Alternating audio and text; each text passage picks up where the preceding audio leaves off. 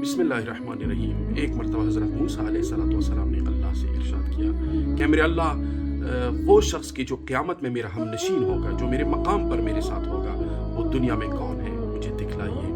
تو اللہ رب العزت نے جبرائیل کے ذریعے سے وحی کی کہ فلاں علاقے میں ایک قصاب شخص ہے، وہی تمہارا ہم نشین اور جلیس ہوگا قیامت میں۔ تو موسیٰ علیہ السلام اشتیاق سے گئے اس شخص سے ملنے کے لیے، اور موسیٰ علیہ السلام دور کھڑے ہو کر دیکھتے رہے کہ وہ ایسا کیا عمل انجام دیتا ہے کہ جس کی وجہ سے اللہ نے اس کو میرے مقام کے ساتھ اور میرا ہم نشین قرار دیا ہے، میرا ہمسایہ قرار دیا ہے قیامت کے دن۔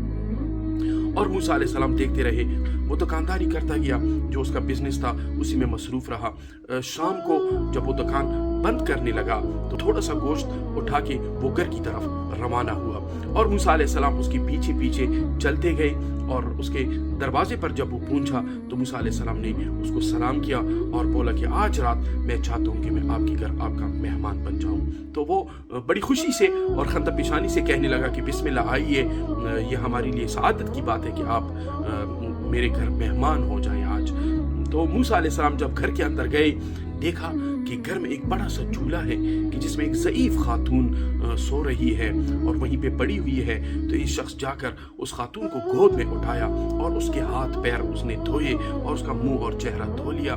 اس کے بعد اس گوشت سے جو سالن بنایا ہوا تھا اس کا ایک ایک نوالا بنا کر اس خاتون کو وہ کھلاتا رہا۔ موسیٰ علیہ السلام یہ دیکھتے رہے۔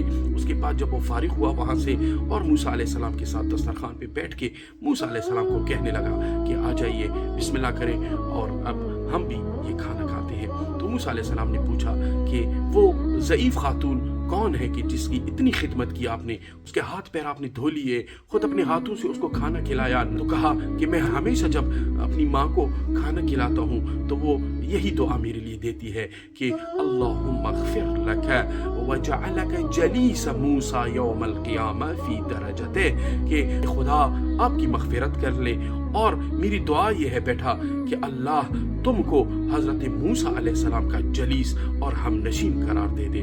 یہ کہنا تھا کہ موسیٰ علیہ السلام نے کہا، اے بندے خدا، میں مبارکباد پیش کرتا ہوں آپ کو کہ آپ کی ماں کی دعا قبول ہو گئی ہے۔ ایک مرتبہ تڑپنے لگا کہ یہ کیسے ہو سکتا ہے۔ کہا کہ وہی موسیٰ میں ہوں جو آپ کے سامنے بیٹھا ہوا ہوں، اور اللہ نے مجھے وحی کی ہے کہ آپ کا جلیس قیامت کے دن آپ ہی ہوں گے۔ السلام علیکم ورحمۃ اللہ۔